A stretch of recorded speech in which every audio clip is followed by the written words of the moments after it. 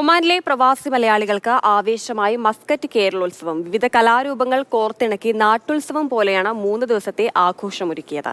ഓണം പശ്ചാത്തലമായി ഒരുക്കിയ ഫാഷൻ ഷോയും സന്ദർശകർക്ക് കൗതുകമായി. കപ്പലണ്ടി മുതൽ ഓണപ്പുടവ് വരെ ആഭരണങ്ങളും മൈലാഞ്ചികിടലും ബലൂൺ കച്ചവടവും തട്ടുകടകളുമെല്ലാം പൂരപ്പറമ്പിൽ പൊടിപിടിച്ചു. Ernakulam resident association, Snehakkoodu, Oman Krishikkoottam, Snehatheeram എന്നീ പ്രവാസി കൂട്ടായ്മകളുടെ സംയുക്ത ആഭിമുഖ്യത്തിലായിരുന്നു 3 ദിവസത്തെ കേരളോത്സവം. ഇത്രയും വലിയൊരു ഉത്സവം ശരിക്കും നമ്മുടെ നാട്ടിലെ ഒരു ഉത്സവത്തിന്റെ പ്രതീതിയായിട്ടാണ് ഇവിടെ നമ്മൾ അറേഞ്ച് ചെയ്തേക്കുന്നത്. അപ്പോ എല്ലാവിധ ആശംസകളും നേരുന്നു. ചെണ്ടമേളവും ഡാൻസും ഒപ്പനയും മോഹിനിയാട്ടവും ഫാഷൻ ഷോയും മെന്റലിസവുമെല്ലാം ഗാർഡൻ ബൈ സാബ്രീസിൽ അരങ്ങ് തകർത്തു. നറുക്കെടുപ്പിലൂടെ തെരഞ്ഞെടുത്ത മഹർ ഖലീലാണ് പരിപാടി ഉദ്ഘാടനം ചെയ്തത്. സാബ്രി ഹാരിത്ത് അധ്യക്ഷത വഹിച്ചു. ഞങ്ങളിൽപ്പെട്ട ഒരാളെ തന്നെ ഇതിന്റെ ഉദ്ഘാടനവും എല്ലാം എടുക്കാനുള്ള ഒരു പ്രോസസ്സാണ്, ഒരു പദ്ധതിയാണ് നമ്മൾ ആവിഷ്കരിച്ചത്.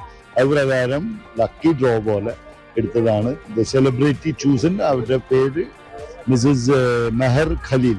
ഒമാൻ കൃഷിക്കൂട്ടത്തിന്റെ ജൈവ കാർഷിക വിളകളുടെ പ്രദർശനവും വിത്ത് വിതരണവും ഉത്സവ നഗരിയിൽ ഒരുക്കിയിരുന്നു.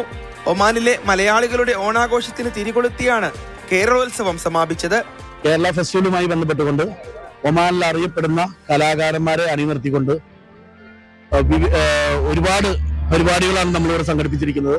വിവിധ സംഘടനാ പ്രതിനിധികളായ ഫൈസൽ പോഞ്ഞാശ്ശേരി, അനീഷ് സെയ്ദ്, സിബി, ഹാഷിം അബ്ദുസലാം, അലക്സാണ്ടർ കുരുവിള, ശ്രീകുമാർ, അനിൽ, അലക്സ്, സുധീഷ്, അജീഷ് തുടങ്ങിയവർ നേതൃത്വം നൽകി.